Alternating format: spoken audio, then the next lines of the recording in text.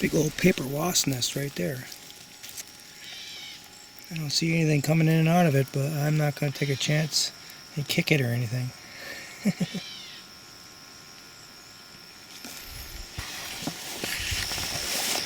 Planted a series of pawpaws along here, and I see one. Okay, that's not too bad. Oh, there's another one over there.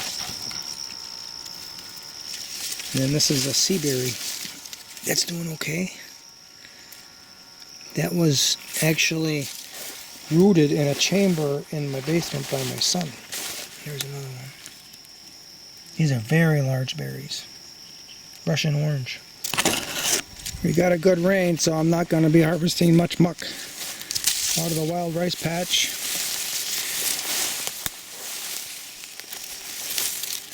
Nor peat moss. There's a lot of wild rice in this, more than ever. So I should probably get in here and cut down some of these cattails. Look at the bees are still pollinating the wild rice.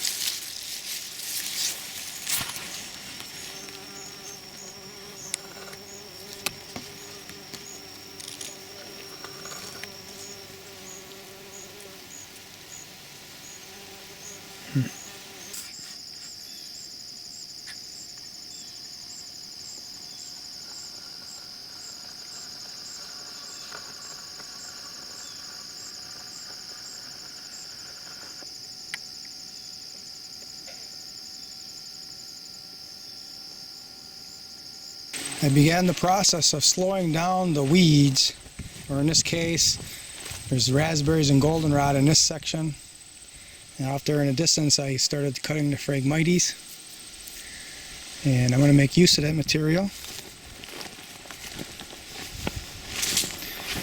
I'm going to cover these beds that I'm forming up.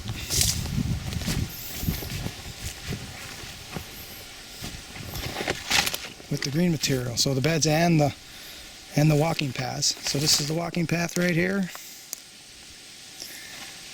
And I'm going to cover that up. And this is the bed, and I'm going to cover that up. And I've got garlic that was growing here wild with the weeds that did pretty good. You can see remnants of it right over here. I'm going to plant garlic on this upper bed. It's got a measure of drought tolerance. And we'll see. There it is.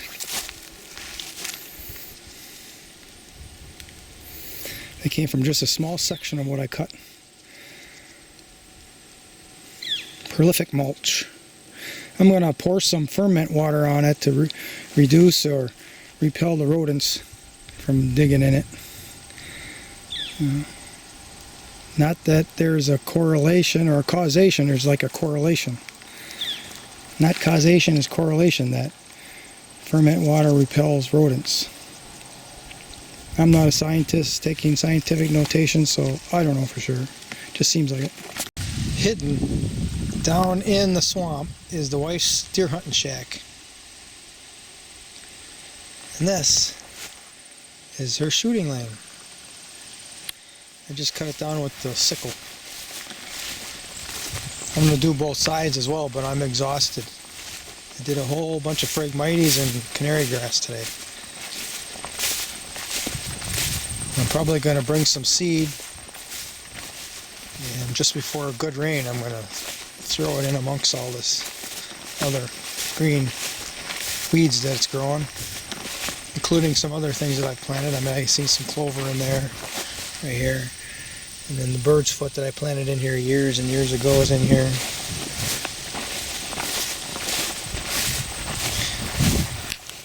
Okay. On my new machine, this is how I start it. This has got to go up in S, and then actually we want to turn it over first, just like that. Bring it out all the way and then push it in halfway. That's the choke.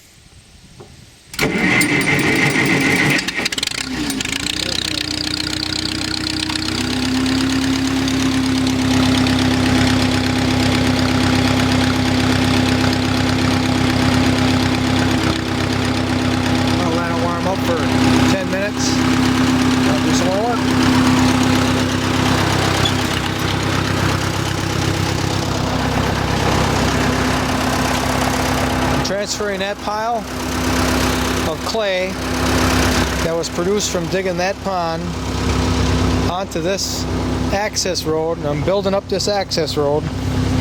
It's a place to put the material, basically. I also wanted to get up higher so that in the wintertime there won't be as deep as snow here to drive through. And the topsoil that came from digging those holes, I'm spreading it on the outsides, and I planted it with oats and mustard, field peas, there's some radish in there, buckwheat. So hopefully it all comes up and becomes one big happy family, and the deer come in here and chomp it right down to nothing. That's why I planted it. Yeah, I just saw some peas coming. There's a pea right there coming up. Saw another one. Saw a couple of them actually.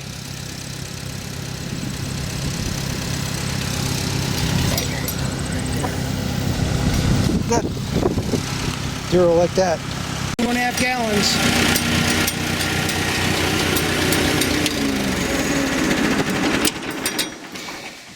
We've moved quite a bit of the pile. I think it's 2 hours for 2.5 gallons. Very close to that.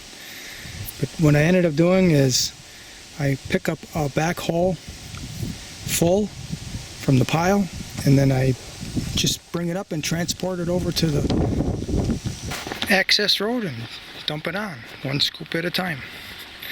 When I get 5 scoops on each side, then I come and pick the bigger rocks out, and then I drive over it.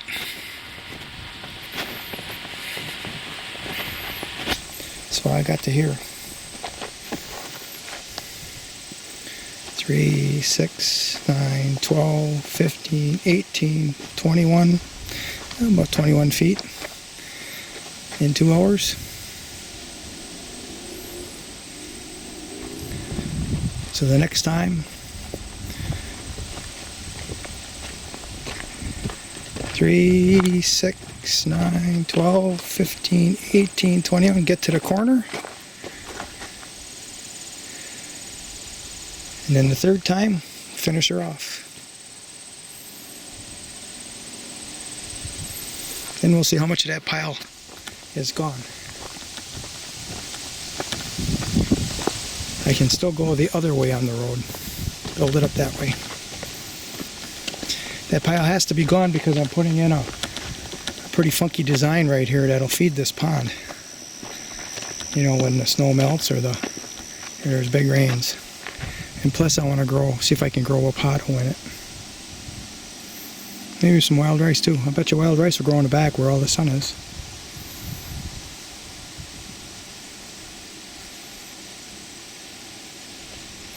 I'm fixing to find out. Last year I cut this field of canary grass on the 1st of August. This year it's the 8th of August.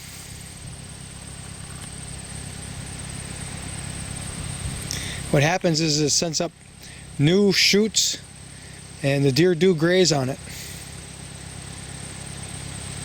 So a fresh pick like that must be okay for them to eat it. But the main thing is it's green, otherwise it turns brown and they don't eat it at all then.